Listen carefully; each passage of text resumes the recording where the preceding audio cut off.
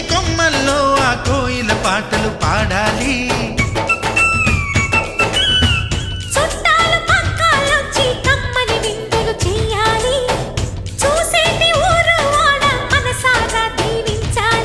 నలుగురు కలిసి చేతులు కలిపి మన కలలన్నీ పండించాలి.